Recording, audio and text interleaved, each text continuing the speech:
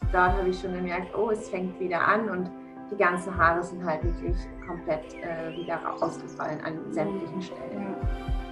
Und im August so ungefähr habe ich mich dann dazu entschlossen, dass ich mir die Haare abrasiere und mir eine Perücke zulege. Herzlich willkommen, Katrin, bei Chronisch Ehrlich. Ich bin so gespannt auf deine Geschichte und ich finde es so cool, wie wir uns kennengelernt haben, weil es über eine gemeinsame Freundin von uns ist, die auch schon hier im Studio war, nämlich die liebe Delia. Ja, willst du kurz was über dich erzählen, damit wir so ein bisschen wissen, wer du bist? Und dann starten wir in deine Krankheitsgeschichte. Ja, und zwar bin ich die Katrin, ich komme aus der Nähe von Osnabrück, ich bin 42 Jahre alt, verheiratet, habe 2 Kinder im Alter von 13 und 10 Jahre alt, 2 Jungs, bin sportlich sehr aktiv, gehe viel laufen, gehe ganz viel spazieren im Wald, in der Natur. Wir fahren viel Fahrrad und ja, sind eigentlich immer, wenn wir am Wochenende Freizeit haben und kein Fußball haben, sind wir eigentlich mit dem Rad oder zu Fuß unterwegs. Wir können schlecht still sitzen. Schön. Und das als ganze Familie, so eine aktive Familie. Ja, als ganze Familie, also die Kinder sind dann manchmal so, oh nee, kein Bock, oder wir gehen da mal auf die Kickerzone Fußball spielen, aber eigentlich kommen die auch immer mit. Schön. Also unsere Kinder sind keine Kinder, die jetzt zockenderweise vor der Playsee sitzen, sondern eher draußen aktiv sind auf dem Trampolin oder keine Ahnung was. Fußball, Ja. Fahrradfahren. Wow. So. Und dieses Phänomen, gell, wenn man den Kindern sagt, was man jetzt macht, dann immer zuerst so, oh nein. Und dann, wenn sie mitkommen, ist es mega. Aber wenn man sagt, man geht ein Eis essen oder so oder einen Kuchen essen, dann kommen sie auch gerne mal mit. Man muss die ja mal ein bisschen locken. Genau, man muss sie ein bisschen locken. Du, wenn's im Hintergrund so komische Geräusche macht, bei uns fängt gerade ein Gewitter an. Also, ja.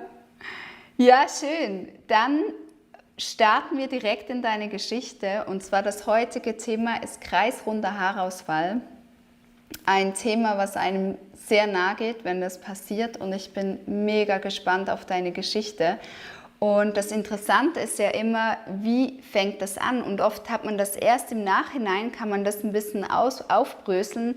Wo waren eigentlich die ersten Symptome, dass ich aus dem Gleichgewicht geraten bin?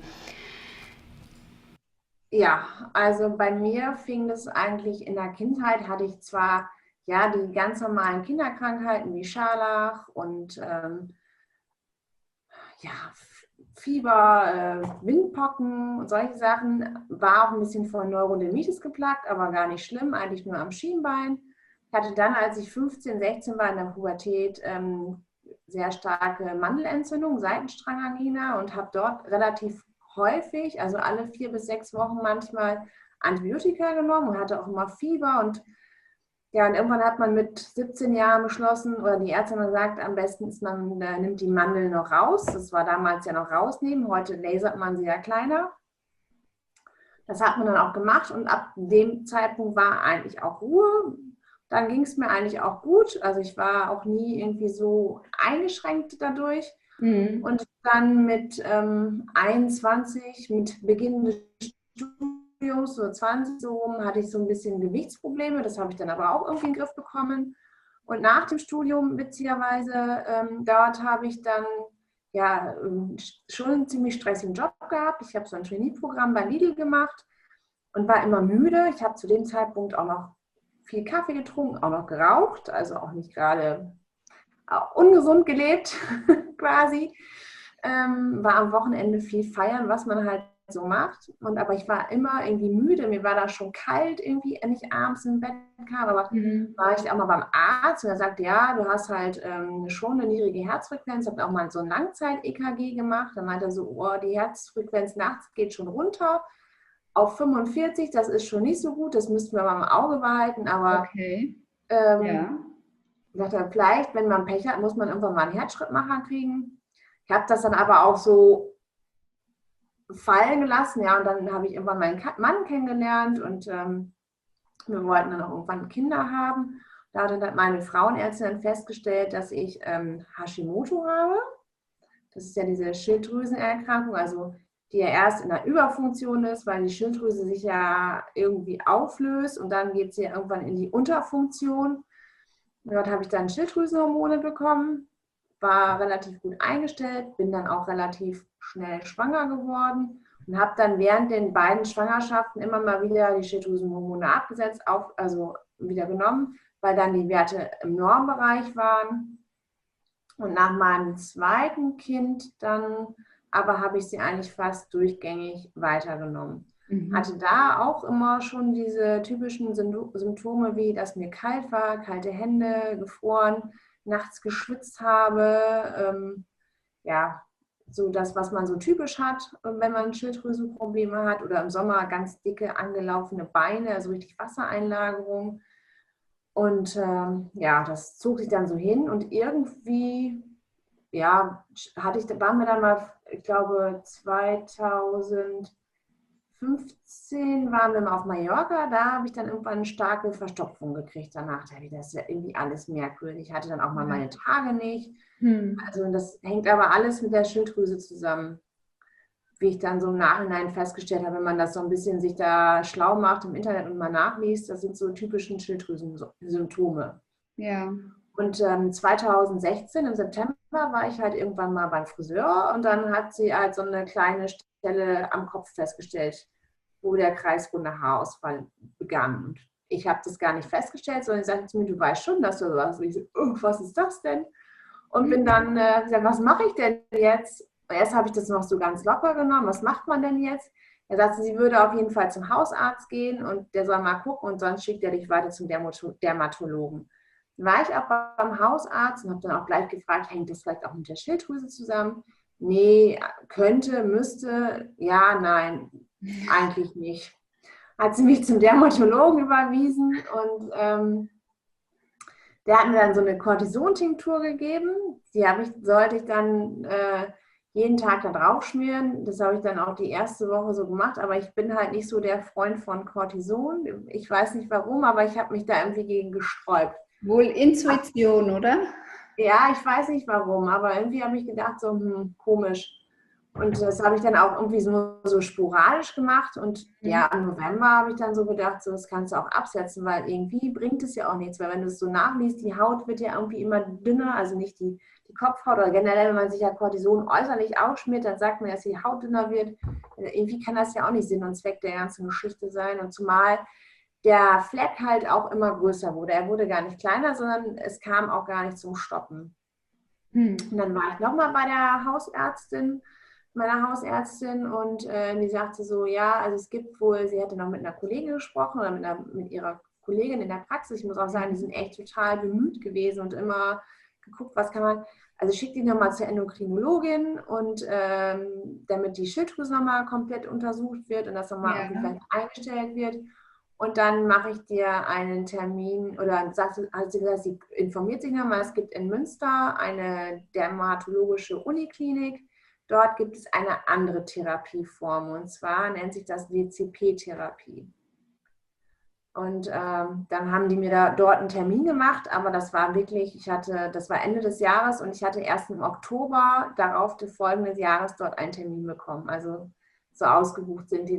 In der Zwischenzeit habe ich dann nochmal einen anderen Dermatologen aufgesucht und der hat gesagt, naja, du bist auf jeden Fall ein Fall für. Da schreibe ich dir nochmal einen Attest richtig für den Arzt, damit er auch nochmal einen Beleg hat, dass das auf jeden Fall sinnvoll ist. Also die würden die Therapie auf jeden Fall mit dir machen. Ja. Die Endokrinologen haben aber in der Zwischenzeit auch nichts herausgefunden. Ich sollte Selen nehmen, ich sollte dies nehmen, ich sollte das nehmen. Aber es war irgendwie kein wesentlicher, also die haben, ich sag mal, irgendwie, irgendeinen Fehler werde ich ja in meinem Körper haben, sonst wäre es ja nicht so, aber diesen Fehler halt auch nicht gefunden. Ja. Dann war es eigentlich, ja, dann hatte ich endlich diesen Termin in Münster und man muss halt dazu wissen, wenn man einen kreisrunden Haarausfall hat, alle Therapien, außer man macht halt diese klassischen Therapien, zahlt man alle Therapien selber. Also auch diese DCP-Therapie, das ist halt so eine Säuretinktur, die man sich einmal die Woche einschmiert, die betreffenden Stellen. Dann setzt man entweder ein Kopftuch oder eine Mütze oder keine Ahnung was auf. für 2 Tage und lässt diese Tinktur einwirken, damit ein Juckreiz praktisch ausgelöst wird, damit die Haare wieder anfangen zu wachsen. Also er hat mir so erklärt, dass mein Körper meine Haarfollikel abstößt. Der geht dagegen an. Ich weiß nicht, also habe es auch nicht so ganz verstanden. Auf jeden Fall habe ich das dann gemacht. Ist ja auch eine komische Theorie, dass der Körper sich gegen sich selbst wendet. Ja, also man kann ja auch mal nur das, man glaubt ja nur das, was einem erzählt wird. Oder ich hätte halt eine intravenöse Cortisontherapie machen können. Alle 2 bis 4 Wochen hätte ich dann 3 Tage ins Krankenhaus gemusst. Ja. Die Möglichkeiten gibt es, aber er hat mir auch ganz klar gesagt, hört man mit dieser Cortisontherapie auf, dann würden die Haare wieder ausfallen. Mhm. Das ist ja auch super, wenn ich jetzt alle 2 bis 4 Wochen von freitags bis sonntags hier reinkomme oder montags und dann ist es eh nicht. Also einerseits könnte man denken, okay, die wollen halt auch nur das verkaufen, wo sie Geld dran verdienen, anstatt das mit der Kasse, aber die Heilungschancen wären halt bei dieser DCP-Therapie größer. Das habe ich dann erstmal gemacht. Am Anfang war das auch echt ganz gut. Also man hat sich so in kleinen Dosen dann der Höchstdosis angenähert. Und das hat auch relativ gut geklappt, muss man sagen. Die Haare kamen schon wieder, aber die Flächen haben sich halt verändert. Also es ist halt wirklich hier angefangen und es ist dann wirklich komplett gewandert. Und irgendwie also ich bin im Oktober angefangen und im Februar, März hat er mir dann gesagt, ich soll es den ganzen Kopf machen. Bei mir wäre das halt nicht nur an einer Stelle, sondern es würde halt wandern. Und im Sommer irgendwann waren dann aber alle Haare wieder da und ich habe es dann auch weitergemacht. Dann habe ich hatte vorher so lange Haare bis hier, also immer schulterlange Haare, habe sie auch oder immer mal so Strähnchen oder auch mal blondiert, also wirklich auch gut gestresst, kann man sagen, die Haare, wie man das jeder so macht, so in seinem jugendlichen Leichtsinn, witzigerweise. Und da habe ich die Haare abgeschnitten und habe gedacht, super, jetzt sind alle Haare irgendwie halbwegs wieder da. Jetzt kannst du ja von vorne neu starten. Das war leider ein Irrglaube. Wir waren in dem Sommer in der Türkei und dort habe ich schon gemerkt, oh, es fängt wieder an und die ganzen Haare sind halt wirklich komplett wieder ausgefallen an sämtlichen Stellen. Ja. Und im August so ungefähr habe ich mich dann dazu entschlossen, dass ich mir die Haare abrasiere und mir eine Perücke zulege. Wie war das für dich? Was war das für ein Schritt? Du sagst es jetzt so ganz schnell, aber da geht ja innerlich auch viel ab, oder? Der Entschluss, dass ich mir die Haare abrasiert habe und dass ich eine Perücke bekomme, war okay, weil ich mich da irgendwie mit angefreundet habe. Was für mich viel schlimmer war oder viel schlimmer ist, dass mir die Krankenkasse vorgeschrieben hat, zu welchem Friseur ich hingehe. Weil ich nur bei dem Vertragspartner auch eine Perücke mir aussuchen darf. Oh, also ich konnte gar nicht zu dem Friseur des Vertrauens gehen, sondern musste halt woanders. Und das fand ich so irgendwie, also man ist so, und also es gibt halt auch nur erstmal den Zuschuss für die Krebsperücke. Ne? Also in Deutschland gibt es halt so eine Pauschale, man kriegt 350 €. Das bekommt der Krebspatient auch und dafür bekommt man eine Perücke. Man wird halt so gleichgestellt. Also für mich war es schon schlimm, aber ich habe mir irgendwie immer gesagt, ganz im Ernst, du hast keinen Krebs, du musst an dieser Erkrankung nicht sterben, dafür geht es dir gut. Anderen geht es da total, also die haben halt eine ganz andere Ausgangssituation als ich. Ja. Also es war schon, ja, im Nachhinein war ich da schon noch sehr positiv und habe gedacht, okay, irgendwie vielleicht ist das jetzt auch nochmal gut, dass ich nochmal alles abmache und dann vielleicht passiert ja ein Wunder. Also leider kam das Wunder nicht. Aber witzigerweise, als ich sie mir dann abrasiert habe, wurden dann ein paar Stellen wieder dichter und es ging sogar. Also ich habe da eigentlich ganz gut mit leben können. Und meinem großen Sohn war das schon sehr peinlich. Der ist halt auch gerade so Anfang Pubertät, weiterführende Schule gewesen. Also dem war das schon sehr unangenehm. Und der hat dann auch mal gesagt zum Spiel, komm bloß nicht so, damit die Kinder nicht, setz bitte eine Mütze auf. Das ist mir schon unangenehm. Der mochte darüber auch nicht sprechen. Mein kleiner Sohn war sogar dabei, als ich mir die Perücke ausgesucht habe und auch mir die Haare abrasiert habe. Für den war das erst so die ersten 2 Stunden unangenehm und dann war das für die vollkommen okay, Ja. muss man sagen. Ja, und dann zog sich so diese Odyssee eigentlich ja weiter. Dann muss man sagen, also ich habe 2 gute Hausärztinnen und die eine ist auch so ein bisschen mehr auf chinesische Naturheilverfahren auch so anders. Das hat sie halt während ihrer Ausbildung gemacht. Und die hat mich dann irgendwann nochmal verwiesen an die Uniklinik in Essen. Dort ist es halt auch so eine Abteilung, die sich speziell mit chinesischer Naturheilverfahren auseinandersetzt. Und dort hat sie gesagt, fahr da nochmal hin, vielleicht haben die ja irgendeinen Ansatz und können dir irgendwie helfen und sagen, was der Fehler ist. Ja. Das war eigentlich auch sehr interessant, das Gespräch. Und die haben halt auch so ein bisschen nochmal auf diese Scharlachinfektionen und sowas hingewiesen. Aber letztlich haben die mir ganz klar gesagt, dass sie mich nicht behandeln werden in Essen. Das war auch wieder alles aus eigener Regie zu zahlen, natürlich. Ne? Also gar nichts hat irgendwie so geklappt. Und zwar haben die gesagt, ich sollte mir lieber einen Arzt vor Ort aussuchen, der die Heilungsrichtung verfolgt. Und das habe ich dann auch gemacht. Und der hat dann halt verschiedene Blutwerte genommen, Stuhlproben und hat mir schon beim ersten Gespräch erzählt, naja, wissen Sie, Frau Dekarski, es gibt auch ganz viele Menschen, die pfeiferisches Drüsenfieber haben. Und das fand ich so ein bisschen merkwürdig, habe ich so gedacht, so komisch. Naja, wie gesagt, ich mache das mal alles. Diese ganzen Proben, ja vielleicht irgendwie, gibt es ja in der chinesischen Heilmedizin, gibt es ja vielleicht irgendwie Ansätze, die dir helfen können. Dann habe ich es auch gemacht und dann hat er aber wirklich witzigerweise festgestellt, dass der Pfeifer-Virus noch aktiv wäre. Ah, spannend, ja. Ja. Dann habe ich gesagt, aha, habe ich aber nie gemerkt, dass ich jetzt pfeiferisches Drüsenfieber habe. Meine Kollegin, mit der ich zusammenarbeite, die hat mir gesagt, das kann ich mir nicht vorstellen. Ich hatte es selber und ich war wochenlang außer Gefecht gesetzt und war sogar noch in einer Kur an der Nordsee oder an der Ostsee. Das kann ich mir nicht vorstellen, dass du es nicht gemerkt hast. Ich kann es nicht sagen, ich habe es nicht gemerkt. Und habe das dann aber, weil der dann wirklich so ein bisschen auch nochmal abzockemäßig nochmal weiter Geld verdienen wollte, er wollte es nochmal messen und dann müsste man den Aktivitätsstatus prüfen. Das habe ich dann nochmal mit meiner Hausärztin nochmal abgeklärt. Sagt sie, das kann man aber eigentlich gar nicht. Also wenn man das misst oder im Blut nachweisen kann, dann ist es halt so.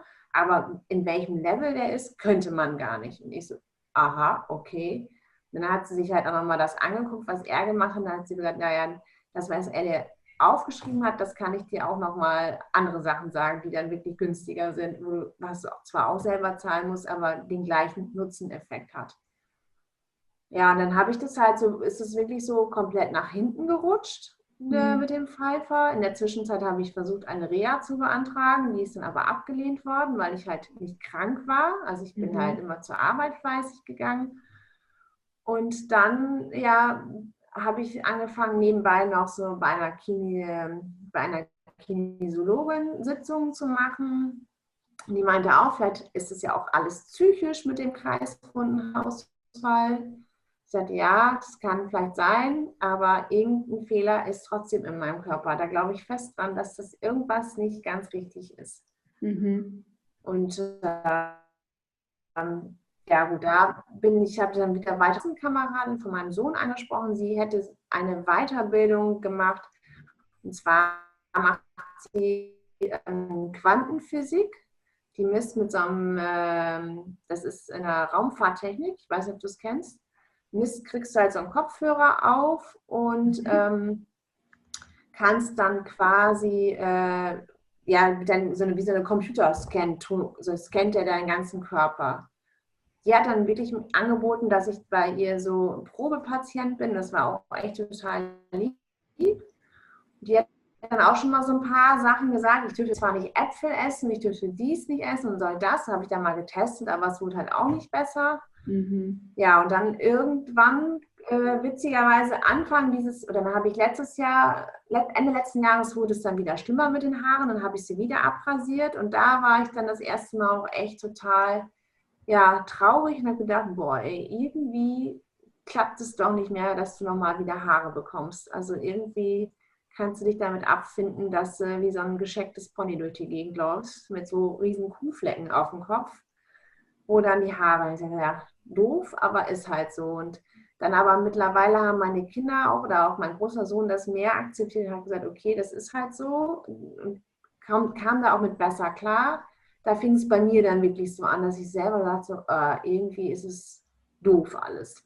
Ja. Und dann habe ich wirklich Anfang des Jahres Delias Post ja gesehen, wie wir vorhin schon mal vor dem Interview gequatscht haben, von Delias Mann, also von Lars, meinem Ex-Studienkollegen, dass der halt über Anthony William irgendwie was gepostet hat. Ich hatte es auch schon mal irgendwo vorher gelesen, habe das dann aber auch wirklich so überflogen. Ich dachte so, okay, kannst du jetzt auch nicht so ganz. Und dann habe ich das mal bei Delia ein bisschen verfolgt, aber auch wieder so nach hinten geschoben. Und dann kam meine liebe Kinesiologin dann auch, als bei meiner nächsten Sitzung, dann sagt sie, du, ich habe von einer Bekannten in einer Zeitschrift über Anthony William. Also ich glaube jetzt wirklich fest, du hast recht, das ist echt phänomenal, dass du daran geglaubt hast, dass es ein Fehler in deinem Körper. Du hast doch mal erzählt, du hast pfeiferisches Drüsenfieber. Ja, guck dir das mal an, besorg dir das Buch und dann bin ich dann nach Hause gefahren, habe das auch gemacht. Ich habe mir auch irgendwie kurze Zeit später einen Entsafter gekauft, habe Deja dann via Instagram kontaktiert und habe mich da so ein bisschen schlau gemacht und habe dann erstmal so in der Zeit des Lockdowns so mit Selleriesaft angefangen. Und als Deja dann nach Ostern postete, sie macht jetzt die Reinigungskur, habe ich dann gesagt, alles klar, das Buch hast du guckst dir das auch. Also ich bin auch nicht so der typische Leser, der sich komplett das Buch von vorne bis hinten Es durchliest. ist ja auch viel, ja.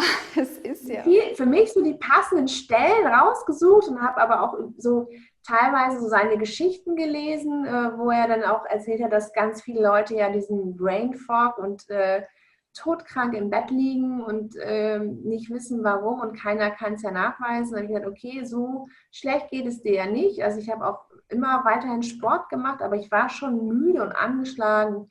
Ich kann mich auch abends um 9 ins Bett legen und penne. Also so, es war schon manchmal so, dass ich gemerkt habe, so mein Körper, wenn ich dann schon heftig Sport gemacht habe, dass der schon manchmal so gebrannt hat, dass ich das echt nicht so gut vertragen habe. Habe es mir natürlich nie eingestanden, aber so im Nachhinein muss ich sagen, ja, jetzt weißt du auch manchmal, warum du so todfertig warst. Und ich glaube, man steht sich vieles nicht ein. Und weil die Sachen so schleichend kommen und man einfach sein Leben leben möchte, übergibt man sich auch oft einfach über Jahre hinweg. Bis man merkt, wenn es sich ändert und man wieder fit wird, dann merkt man, oh wow, wie konnte ich das alles akzeptieren? Also mir ging es auch nie so wie dir oder wie Deja, die dann gesagt hat, ich konnte nicht aufstehen oder so. Das hatte ich witzigerweise nie. Ja, zum Glück. Also ich war schon kaputt, auch mal mittags. Aber man muss dazu sagen, mein großer Sohn hat eine Sorbit- und Fructoseintoleranz und deswegen sind bei uns vor 5, 6 Jahren so die Süßigkeiten eher rausgeflogen. Also es gibt sie noch, aber so gewisse Sachen wie Weingummi, wo ich dann mir manchmal schon mal früher mittags eine halbe Tüte Weingummi reingeschraubt habe, das ist so weg. Also ich glaube, das war schon mal ganz gut. Ich habe auch schon mal irgendwie zwischendurch schon mal auf Milchprodukte verzichtet, aber halt auf Eier und Gluten halt nicht. Und mit diesem Buch muss ich sagen, oder mit der Reinigungskur, die ich dann wirklich 2 Tage nach Ostern angefangen habe, ja, fing das Ganze so an. Das war schon sehr spannend. Kein Kaffee mehr, kein Wein mehr am Wochenende. Aber ich muss sagen, es hat sich gelohnt, wie man sieht. Ja, und wie schnell hat sich's gelohnt? Weil Der Erfolg war relativ schnell da, also nicht gleichmäßig, aber es fing so an vielen Stellen. Meine Tante und meine Cousine meinten so, oh, das ist ja krass. Die haben es dann auch versucht und haben sich auch die Bücher besorgt, aber die haben nach einer Woche oder nicht mal einer Woche kläglich aufgegeben und gesagt, nee, die eine hat gesagt, sie kann keinen Selleriesaft trinken und die andere sagte, ja, kann ich. Aber so an die anderen gewissen Sachen, wo man sich halten sollte mit der Reinigungskur, damit sind die nicht klargekommen. ja. Ja, das Leiden, der Druck war ja auch immens hoch bei uns. Deswegen, wenn man das nicht hat, dann ist es schwieriger. Aber im Nachhinein muss ich ja sagen, oder ich finde, man muss sich halt vor Augen halten, man zahlt ja hier wirklich nur in seine Einkäufe und man zahlt es halt nicht an einen Arzt, sondern man kauft sich gut vielleicht 2, 3 Bücher. Das sind dann 75 € und man kauft sich einen Entsafter. Man kann sich auch erstmal einen günstigeren kaufen, um das zu testen, ob das wirklich was für einen ist.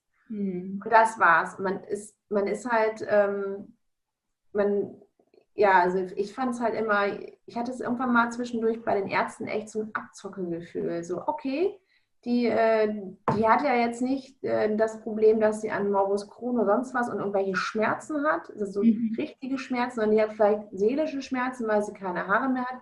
Aber ich kann die ja erstmal alle ausnehmen wie eine Weihnachtsgans. Und das finde ich so, irgendwann hatte ich auch keinen Bock mehr. Ja, das ist ein sehr unschönes Erlebnis. Ja, da ist dann auch nicht das Mitgefühl da, Nee.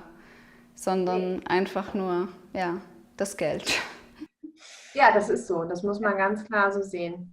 Und also das finde ich halt, muss ich sagen, und da habe ich gleich von Anfang an gesagt, ich investiere ja nur in meine Nahrung und nichts anderes. Und entweder klappt es oder es klappt nicht. Ja, und es ist auch so ein selbstbestimmter Weg, weil du deine Nahrung einkaufst, du bereitest es dir vor und es ist nicht, jemand gibt dir ein Medikament oder eine Creme und sonst du Genau. bist ja schlussendlich die, die es sich doch ausgesucht hat und zusammengestellt hat. Das ist ja das Schöne beim Kochen. Es ist ja trotzdem individuell dann, auch wenn No-Foods wegfallen und andere Lebensmittel man natürlich reichlicher konsumiert. Die Kombination ist immer noch dir überlassen und das ist auch ein Stück Freiheit. Auf jeden Fall. Und also ich habe jetzt schon manchmal gefragt, so, ja, aber das machst du jetzt immer? Ja, ansonsten werde ich das Problem wieder haben. Das ist ja krass. Aber ich sagte, ja gut, aber das ist halt so. Also ich meine, man kann sich danach richten. Das ist ja jetzt irgendwie nichts Schlimmes. Man Nein. kann ja trotzdem sich Sachen gönnen oder aber auch halt auf eine andere Art und Weise. Also ich bin jetzt auch nicht diejenige, die sagt, okay, wenn wir am Wochenende mal weggehen oder wenn mal Gäste kommen, ich trinke kein Glas Wein. Aber ich bin halt nicht mehr diejenige, die sich, also ich habe früher Eis geliebt. Ich hätte einen halben Liter Eis essen können am Tag, ohne zu zucken. Und das ist halt jetzt weg. Aber man kann sich auch ein alternatives Eis machen. Definitiv. Das ist halt Ja. so. Ja, ich denke, die Schwierigkeit ist die Umstellung, weil all unsere Routinen sind so einprogrammiert in unserem Kopf und gerade mit Essen, das soll einfach laufen. Das soll nebenher laufen, man hat eh genug mit Kindern, Beruf und so weiter. Aber wenn man die Routinen Schritt für Schritt ändert, dann ist es ja auch ein Selbstläufer im Alltag irgendwann. Und warum solltest du diesen Selbstläufer, der dich so gut tut, wieder aufhören? Das würde überhaupt keinen Sinn ergeben. Ja, und ich habe, muss ich sagen, das habe ich gar nicht erzählt, oder ich habe schon zu viel erzählt, aber das habe ich noch gar nicht erzählt. Ich habe irgendwann durch diese kinesiologischen Sitzungen sind wir halt auf den Punkt gekommen, dass mich Ernährung halt schon sehr stark immer interessiert und auch fixiert. Und ich habe mich dann jetzt schlussendlich letztes Jahr im September, Oktober getraut, eine Ausbildung als ganzheitliche Ernährungsberaterin zu machen an der Akademie für Naturheilkunde. Ach, Bin schön. jetzt so in den letzten, also 3/4 durch, bin jetzt so beim letzten Modul. Ich mache das halt nebenbei, nebenberuflich quasi. Und da gibt es schon witzigerweise ganz viele Parallelen auch zu der Ernährung von Anthony Williams. Ja, unbedingt. Es ist nicht alles neu. Ich habe ja auf mich Ja, ich habe mich im ayurvedischen Bereich weitergebildet und da ist auch ganz viel da. Ich denke, der große Fehler ist einfach unsere westliche Medizin. Das ist einfach ein Pharmaverkauf geworden und es geht nicht wirklich um die Ursache der Erkrankung, sondern um Symptomlinderung.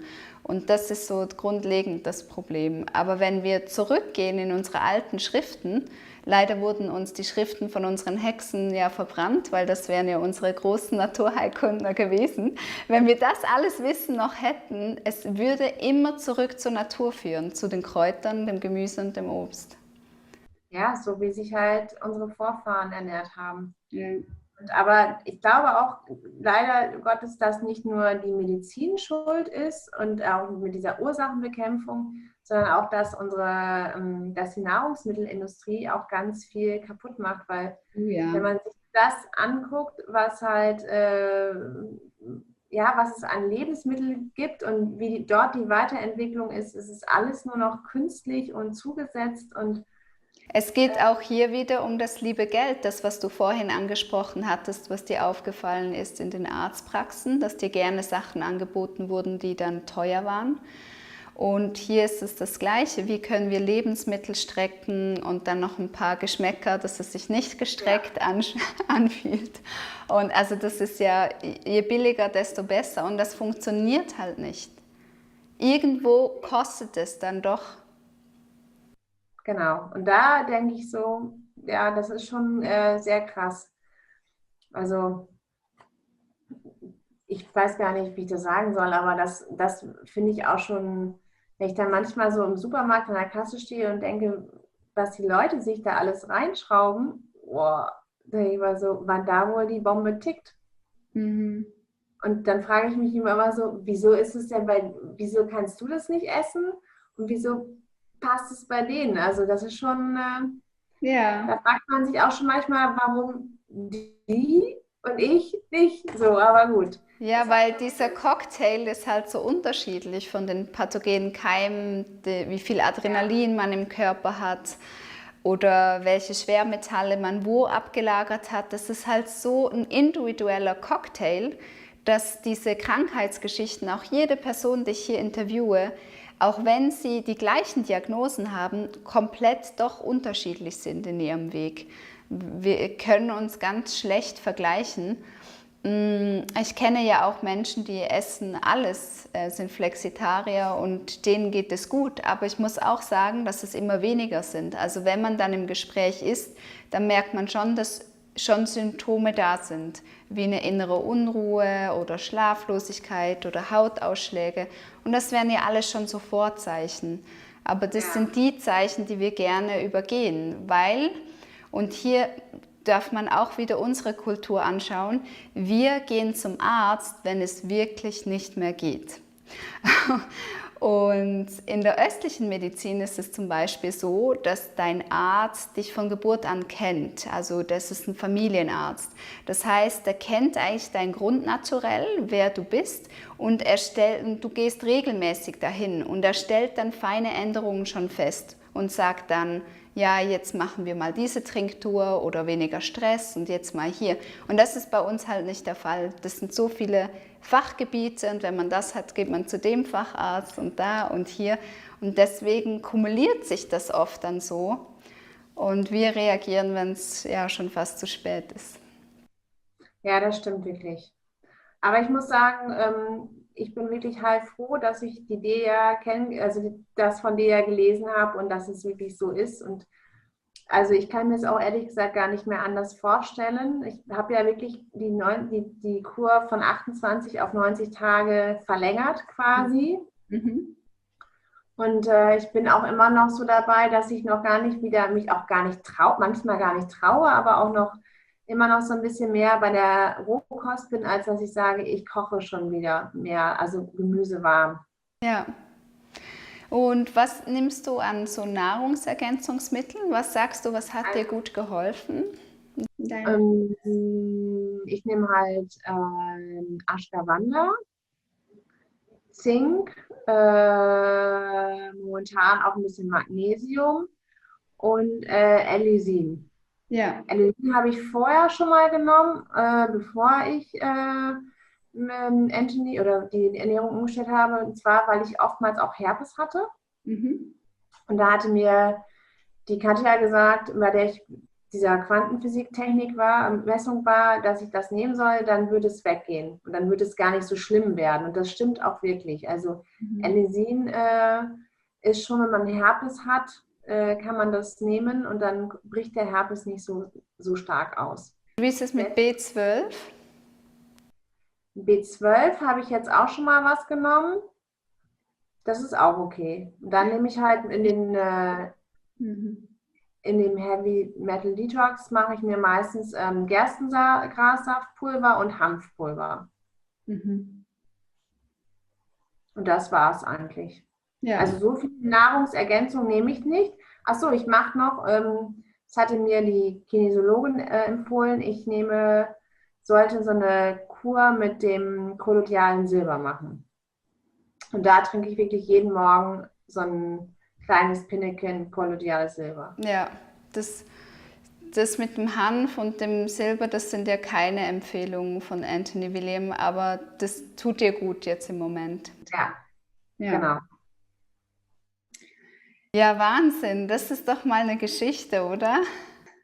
Ja, das ist schon wirklich sehr krass. Und ich hoffe wirklich, dass es so alles so bleibt und dass die Haare jetzt wieder ein bisschen länger wachsen. Und ja, dass ich so fit bleibe. Ich muss auch wirklich sagen, ich hatte ja auch echt Verdauungsprobleme, die sind weg. Mhm. Meine Augenringe, wie mein Mann immer sagt, ich sehe aus wie Horst Tappert von Derek, Ja, gehen das auch langsam zurück. ist ja ein Zeichen der trägen Leber. Also wenn deine Leber dann mal komplett gereinigt ist, dann wird das auch noch verschwinden, ja.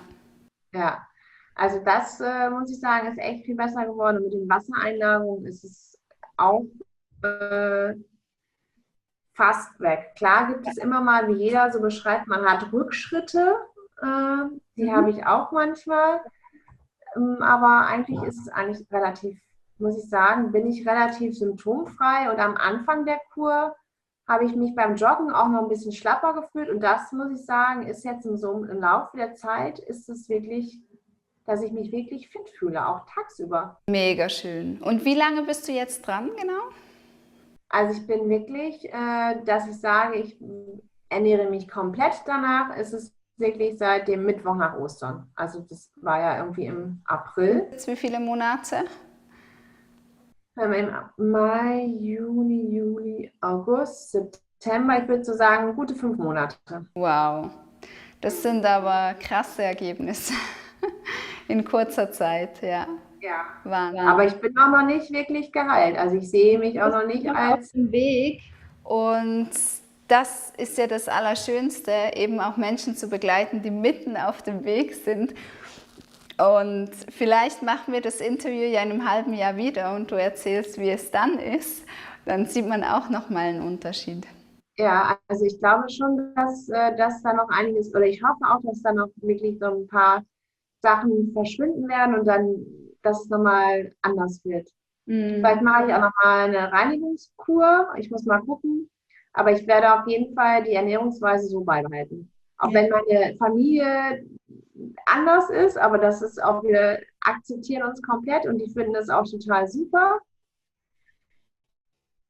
Und die kommen da auch gut mit klar. Und auch, ich war jetzt auch im Urlaub, habe ich mich dann so, habe mir schon mal ein Dressing mitgenommen, habe da schon versucht, so das auch beizubehalten. Das klappt auch.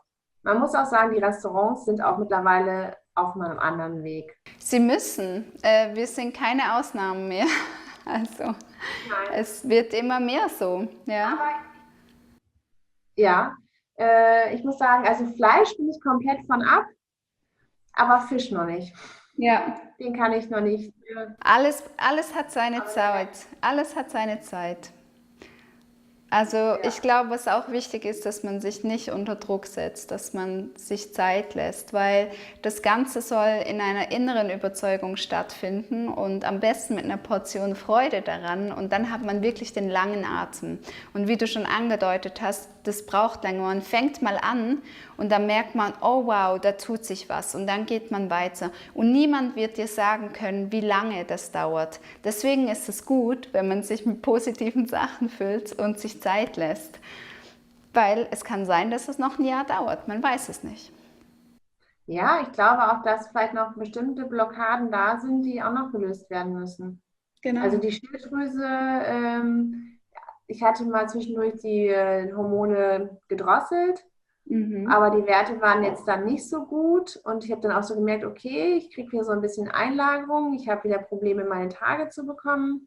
Da muss ich leider wieder hoch. Das hatte ja auch schon mal jemand aus der Instagram-Community so ein bisschen erzählt, dass er es auch versucht hatte, komplett weg und dann hat es aber nicht geklappt. Und Ich glaube, das ist nochmal so ein Problem, was ich angehen muss. Ja. Ich bin halt auch fest der Überzeugung, dass dieser Pfeifer sich erst wirklich auf die Schilddrüse und dann auf die Haare fokussiert hat. Und ich glaube, jetzt ist der Weg, geht auch wieder die Haare wieder zurück. Und das ist so, es dauert noch ein bisschen. Dauert. Was würdest du anderen sagen mit deiner Problematik? Die sagen, ich komme von Richtung Hashimoto und kreisrunder Haarausfall. Was würdest du ihnen als Ermutigung gerne mitgeben? Dass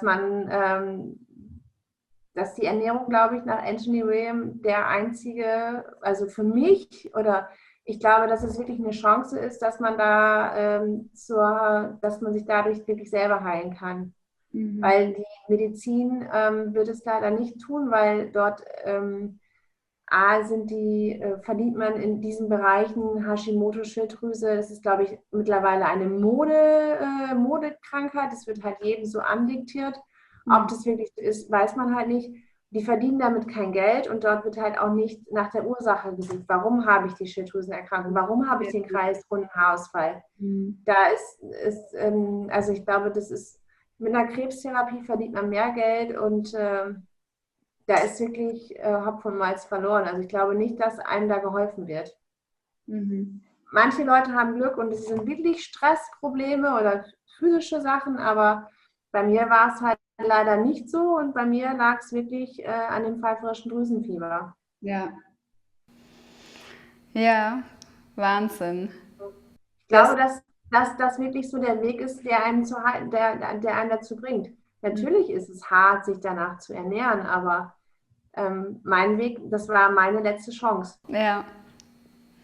Ja, und ich denke, so gute Sachen, die ein bisschen Erleichterung reinbringen, wenn man sagt, man macht so eine radikale Ernährungsumstellung, ist, dass man wirklich sich einfach Sachen anschaut, die einem dann auch Spaß machen. Du bist ja auch auf Instagram und da gibt es schon so viele tolle Menüvorschläge. Wir tauschen uns ja untereinander aus und das motiviert auch noch einfach zum Dranbleiben. Also genau, ich würde mich auch sehr freuen, wenn du mal mitteilst, wann dein Kochbuch mit den Rezepten rauskommt, weil das werde ich mir auf jeden Fall zulegen. Ja. Weil so bei den Salatdressings, ich habe mittlerweile 1, ja, aber da tue ich mich halt noch schwer. Der Rest, finde ich, ist wirklich easy going. Ja. Es macht auch Spaß, was zu kochen und sich neu auszuprobieren. Ja. Ja, schön. Ja, vielen Dank, Katrin, für deine Geschichte. Vielen Dank, dass du das mit uns geteilt hast. Ich bin so begeistert, dass du das einfach so schnell umgesetzt hast und der Delia so schnell vertraut hast, ihrer Geschichte und dass auch deine Ärztin da auch noch mal einen Impuls gegeben hat. Oder war es die Naturheilkundlerin? Ja, das war die Kinesiologin. Die Kinesiologin. Und dass das zusammen für dich einfach dieser Weg war und dass sich der jetzt ausbezahlt. Ja. Mega. Hammer. Ja. Also ich bin der Delia auch wirklich sehr, sehr dankbar. Das habe ich ja auch schon ein paar Mal gesagt. Also es ist echt ein Glück und ein Segen, dass es so ist. Und ich bin auch wirklich froh, dass ich jetzt da bin, wo ich bin. Ja, ich bin auch froh. Ja, das glaube ich dir. Also ich meine, ich habe ja nicht so leiden müssen wie du und habe irgendwelche Koliken oder mir ging es ja nie schlecht, sondern es war halt das reine Äußerliche und selbst das hat einen schon irgendwann mal fertig, wenn man irgendwann gemerkt hat, das ist ja eine ganz andere Ebene, was einen fertig macht. Also ja, genau. Ja, dann verabschiede ich jetzt noch unsere Zuschauer und ja, ich möchte mich bedanken, dass ihr auch dabei wart und möchte euch auch einfach ermutigen, so wie es die Katrin gerade gesagt hat, einfach ausprobieren, einfach dranbleiben und hey, mutig sein, ein bisschen austauschen in der Community, dann findet man auch Leckereien und findet den Spaß daran. Wenn euch das Video gefallen hat, gebt uns gerne ein Like und kommentiert gerne unten, wenn ihr Fragen habt oder inspirative Gedanken. Wir freuen uns drauf. Bis dann. Ciao.